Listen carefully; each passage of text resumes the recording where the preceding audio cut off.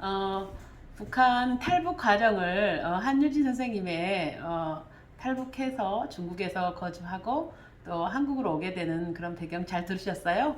그러면 이 강에서는 15살까지 한유진 선생님이 북한에서 교육을 받았잖아요. 북한의 교육 과정이 어떻게 되는지 알아보도록 하겠습니다. 네. 안녕하세요. 한유진입니다. 이번 시간에는 북한의 무료 교육에 대해서 교육 과정에 대해서 말씀드리도록 하겠습니다. 북한은 12년제 의무 교육이에요. 네, 12년 동안 무료 의무 교육이거든요. 남한으로 말하면 초중고 있잖아요. 네. 북한은 초등학교가 소학교 5년, 그리고 중학교는 초급 중학교라고 칭을 해요. 초급 중학교 3년. 그리고 고등학교는 고등 중학교 3년. 그리고 유치원 1년 과정이 있어요. 유치원까지도 그 의무 교육에 포함이 되거든요. 그래서 다 하면 12년제 의무 교육이에요. 남한은 3월 2일이면 3.1절은 이제 빨간 날이니까 3월 2일에 개학을 하잖아요. 북한은 제가 있을 때 9월 달에 개학을 했어요. 아, 중국하고 좀 네, 비슷하죠. 사이 그쪽 거를 러시아, 중국 이쪽 거를 많이 가져와서 예, 9월 달에 개학했는데 요즘은 4월 1일이 개학이라고 하더라고요. 예, 또 바뀌었어요. 코로나, 북한도 이제 요즘은 코로나 영향을 받아서 방학 시기가 좀 늦춰지기도 한다고 들었는데 북한하고 우리나라하고 개학 시기에 다른 점을 비교해 본다고 하면 우리나라는 일단 개학할 때 내 마음에 드는 거 아니면은 부모의 취향에 맞는 옷을 입고 이제 개학 등교 준비를 하잖아요. 옷차림이라든지 가방이라든지. 근데 북한은 소학교부터 초등학교부터 교복이에요.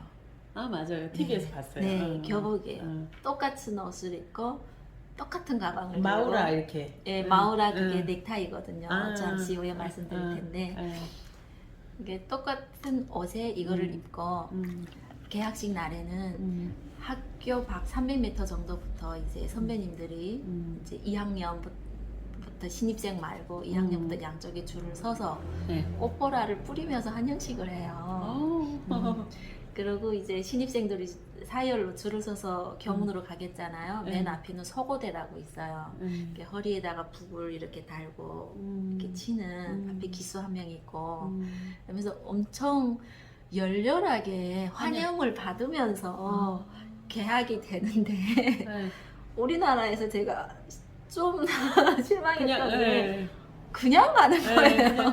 네, 저도 아이 2명을 학교 보냈는데 되게 부풀러가지고 개학 준비를 하고 했는데 너무 시시하게 맞아. 예, 제가 어릴 때 기억하고 있었던 이런 거와 달리 너무 시시하게 이게 우리 졸업식은 좀 화려하게 해요. 졸업식 저 졸업식은 아직 못 봐가지고 맞아요. 예.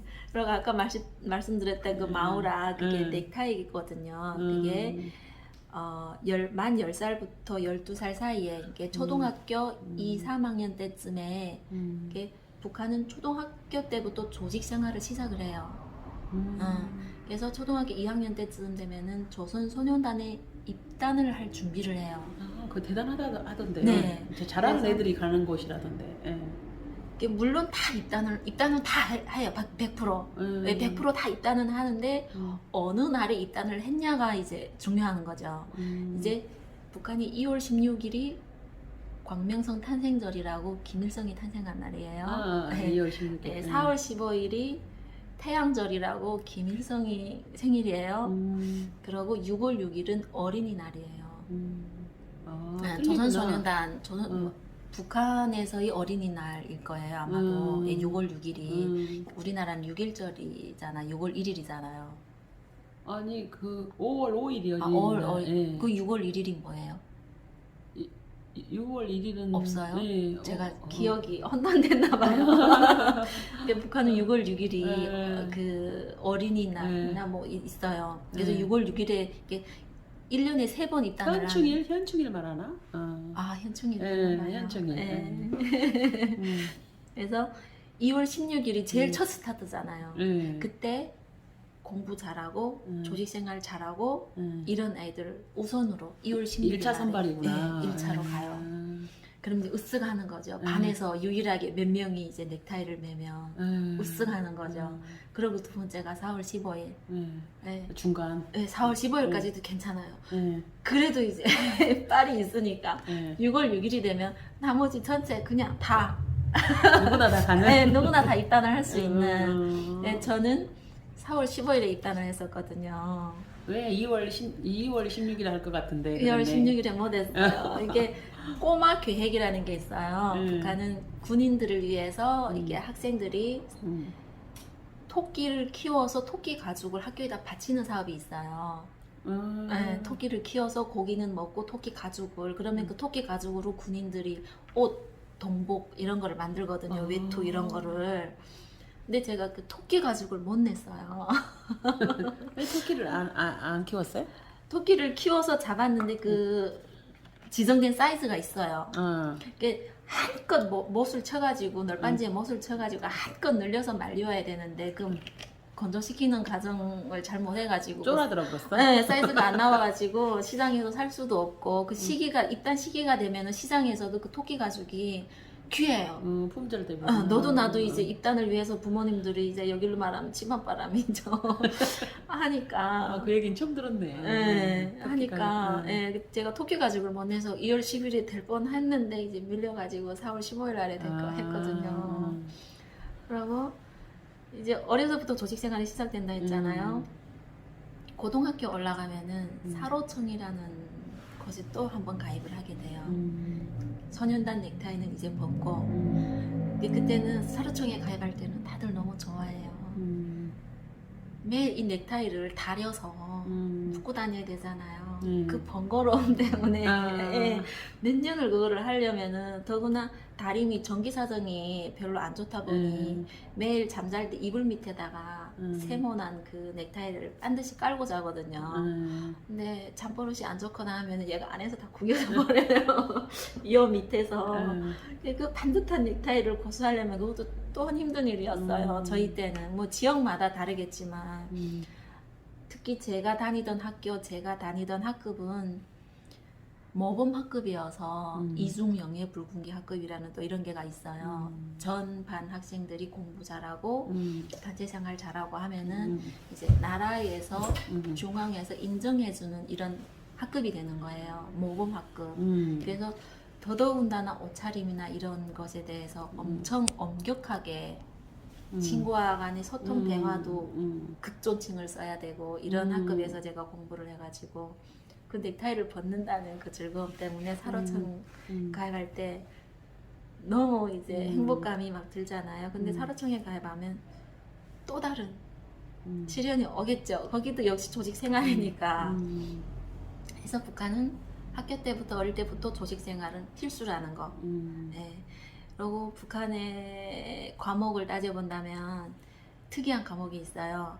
우리말로 말하면 근현대사 비슷한 혁명 역사라는 게 있어요. 네. 우리나라는 학교에서 아이들 이제 중요하게 배워야 될 때 국사. 과목 하면은 뭐 외국어 그런 것들 있겠잖아요. 국어, 외국어, 국어, 외국어, 수학, 국영수. 국영수 이런데 거기는 혁명 역사. 그게 제일 중요해요? 제일 중요해요. 왜 혁명 역사라고 하면은 김일성의 혁명 역사. 1912년 4월 15일 만경대 고향집에서 태어난 것부터 시작을 나 해가지고 만경대도 가봤는데. 그것부터 시작을 해가지고 그 역사를 다 달달달 아유, 역사의 영웅으로 이렇게 하나 보구나. 네, 돌아가신 날까지 그걸 다 배워야 되고 그리고 두 번째는 김정일의 혁명 역사예요. 김정일이 1942년 2월 16일에 백두미령 고향집 지금도 백두산에서 달달하네. 백두산에서 태어났다. 네. 우리는 네가 거기 태어났는지 뭐라고 중요해 이러는데 태어난 거 그 혁명 역사를 또 배워요.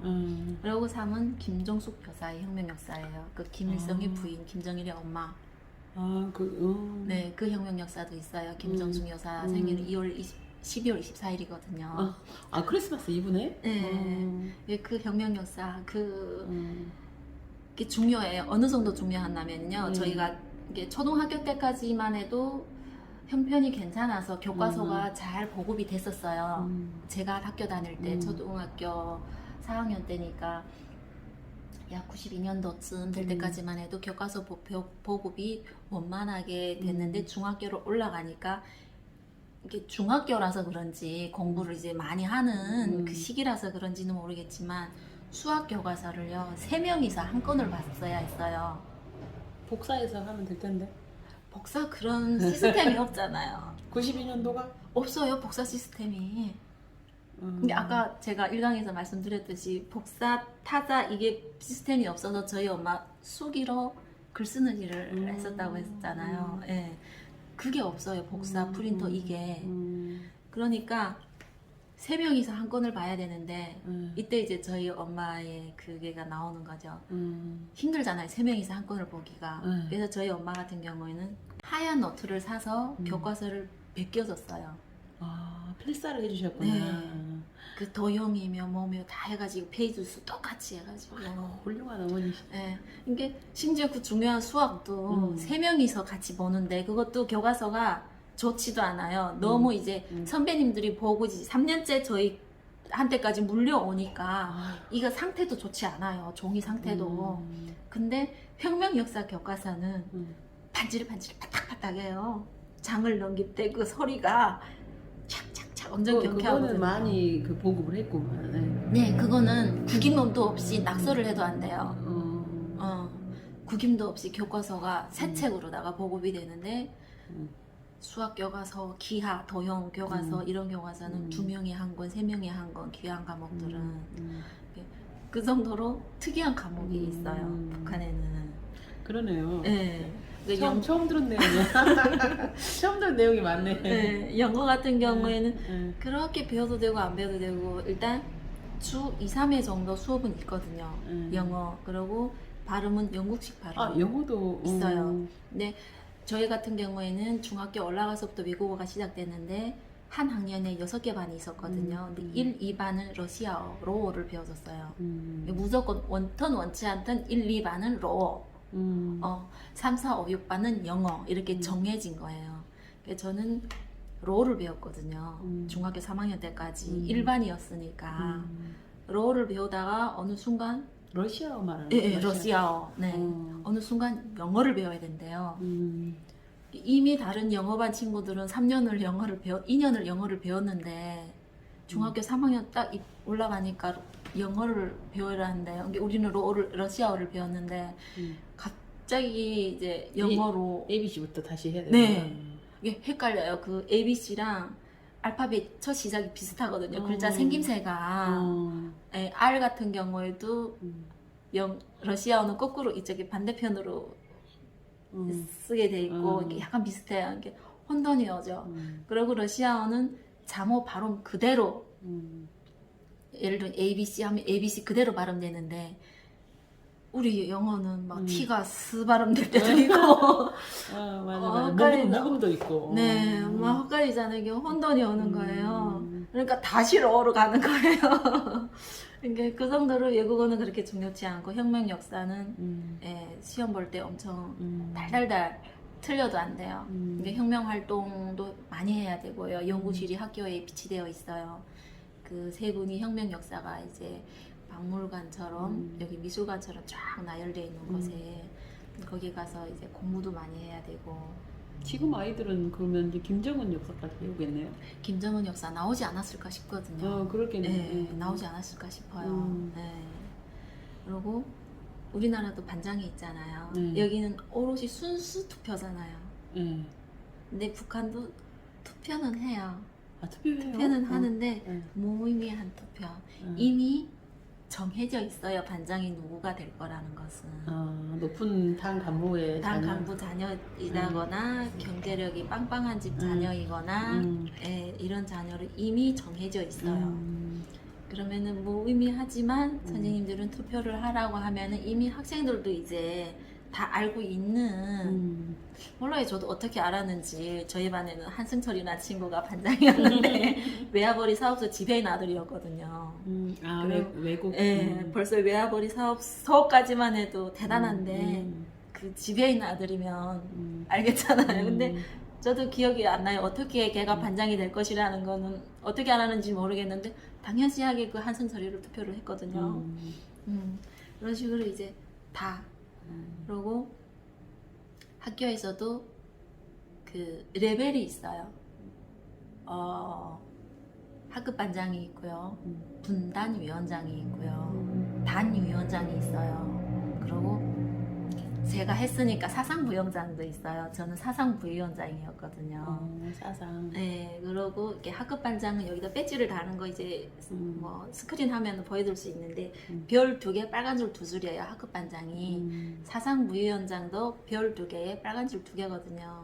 학급 반장은 여기서 생각하는 것처럼 그 학급 반장 역할을 하고 사상부위원장인 저는 무엇을 하냐면 아침 일찍 등교를 해요. 그럼 8시 수업 시작이잖아요. 그러면 20분 전쯤에 위대한 수령님에 관한 그런 활동을 해요. 우리 수업 시작하기 전에 여기 독서 활동처럼 그런 활동을 해요. 혁명 역사나 이런 사상위원장이잖아요.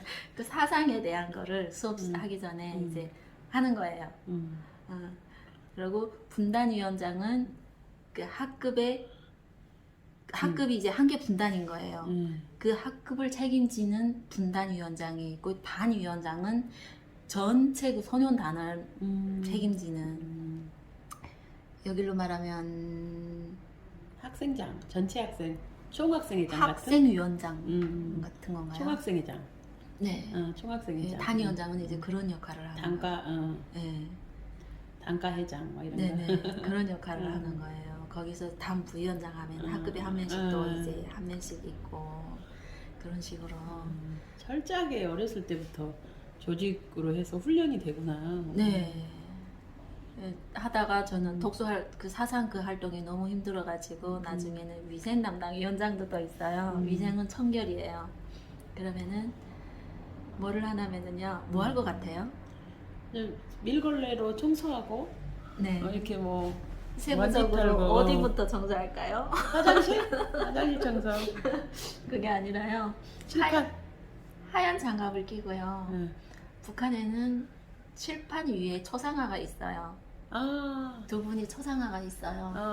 맞아. 그러면은 하얀 장갑을 끼고 초상화 청소부터 해야 돼요. 우리 반 초상화 청소부터. 그러면은 이제 사상 그 활동 시작하기 전에, 그러니까 사상부위원장이 활동 시작하기 전에 단 부위원장과 각 학급의 위생 담당 위원장들이 장갑을 끼고 검사를 해요. 청결 검사. 이렇게 싹 해가지고 까만 먼지 있나 없나. 네. 먼지 나면 어떡해요? 까맣게 되면? 먼지 나면 안 되죠. 이제 나올 수도 없거든요. 이게 먼지 나와도 된다라는 생각은 해본 적이 없어서 먼지가 없어요. 있을 수가 없어요. 방학 때는? 방학 때도 매일 가서 닦아요. 네? 네. 방학이 아니구만 그러면. 방학 때도 저희는 형식적으로는 방학이지만 오전 활동은 필수적으로 있어요. 이게 누가 강요해서가 아니라 내가 모범 소년이어야 되겠잖아요. 누가 강요해서가 아니라 아침 일찍 일어나면 동상에 가서 동상을 쓸고, 그 동상이라고 하면 당연히 김 부자들이 동상이나 이런, 저희 지역에는 동상이 없어서 이런 그 항일, 약간 종교 같으네요. 항일 활동을 하던 시기 그런 사진들이 벽화들이 이렇게 있는 곳이 있어요. 그럼 거기에 가서 깨끗이 닦고 들것을 꺾어다가 이렇게 갖다 놓고 이런 거를 누구 시키지 않아도 당연하게 하는 것들이에요. 이게 안 하면 또 안 한 거를 또 친구들이 알아요. 묘하게 알아요. 그러면은 이게 또 신고해버려요? 신고가 아니라 거기는 생활총화라는 게 있어요. 생활총화라는 게 매주 토요일마다 해요. 이렇게 주 6일 수업인데 매주 토요일은 2교시만 해요. 2교시를 하고 전체 학생들이 운동장에서 사열 행진을 해요. 이런 행진 연습 그거를 하고 들어와서 생활총화를 해요. 지난 한 주간 먼저 저부터 생활총화를 한다면은 먼저 이렇게 이번 주 저희 생활을 총화하겠습니다. 그리고 그 김일성이 한 유명한 뭐 명언 같은 게 있겠잖아요. 그러면은 위대한 수련 김일성 원스님께서는 뭐 학생들은 음. 학습을 뭐 우선시하고 뭐 어쩌고 저쩌고 한 내용을 음. 쫙 얘기하고 음. 하지만 저는 그렇게 못했습니다. 제 비판부터 해요. 자비판. 네. 제 비판부터 하고 그다음에 음. 상대를 또 비판을 해야 돼요. 상대까지? 네. 상대 호흡을 잡아야 되구만. 네. 와, 우정을 깨네. 네, 그래서 그거 생활 청화하기 전에 네. 미리 말을 해요. 야, 너 저번에 청소 안 하고 갔지? 나 이번에 그거 한다? 네. 서로 품앗이를 하구나. 네.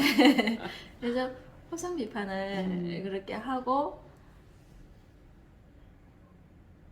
서로 이제, 비판을 하고 네. 잘못된 거를 서로 이제 반성을 네, 하는 반성을 거구나. 해요. 그래서 그거 뭐 지난번에 청소를 안 하고 미리 집에 간 거 인정하십니까? 하면은 인정합니다. 잘못했습니다. 하고 이제 끝나는 거예요. 두 사람 다 이렇게 먼저 제가 일어나서 하고 누구 일어나세요. 이렇게 해서 그 친구가 일어나면 비판을 하고 그러면 안고 다음 총괄을 할 사람을 제가 또 지목을 해요. 아무개 너무 일어나세요 하면 또 일어나서 저랑 똑같은 그런 뉘앙스로 생활 총괄을 하게 되는 거죠. 미안하기도 하고 그러긴 해 네. 가끔. 예. 근데 예. 그게 뭐 저만 그랬는지는 모르겠는데 미안한 그런 게 이게 당연한 흐름이었어 가지고 미안하거나 그런 거는 없었던 것 같아요. 우리는 뭐 친구 네. 이렇게 험 잡는 거는 나쁜 걸로 생각하는데요. 네, 없었던 것 같아요. 네. 그러니까 막 이렇게 그 아버지 네. 그 친구가 이렇게 네. 그 수영님 배 갔다 해갖고 그렇죠. 그랬던 것처럼 그런 게 네. 가능하구나. 네. 이것도 저희 아빠랑 이제 승진에 대해서 경쟁 상대였는데 이제 아빠는 친구니까 그거를 전혀 의식을 못하고 다른 친구들이랑 술자리에서 하신 말씀이 그렇게 되어가지고 농담인 걸로 넘어가면 좋았을 건데 네. 이런 운명을 바꿔놔 버렸네요. 네. 그래서 제가 문재인 대통령이 당선됐을 때 개그 네. 콘서트에 그 코너가 있었잖아요. 네. 개그맨이 나와서 사람이 먼저다 할 때 어. 충격 먹었잖아. 저 사람 괜찮을까?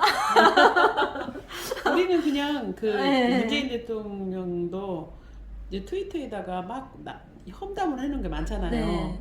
그러면 저기 누가 그랬는지 알 수도 있잖아요. 네. 저기 뭐 신고해가지고. 네. 근데 표현의 자유를 인정해요. 그러니까요. 뭐 개인적인 표현의 자유를 진짜 인정하는 놀랐었어요. 거죠. 인간은 누구나 개인적인 표현의 자유가 있다고 헌법에 나와 있어요. 근데 제가 살던 그곳은 음. 아예 그런 거를 그게 표현의 자유다, 발언의 자유다 이거를 모르고 살아가지고요. 하면 안 되는 거는 다 알고 있죠.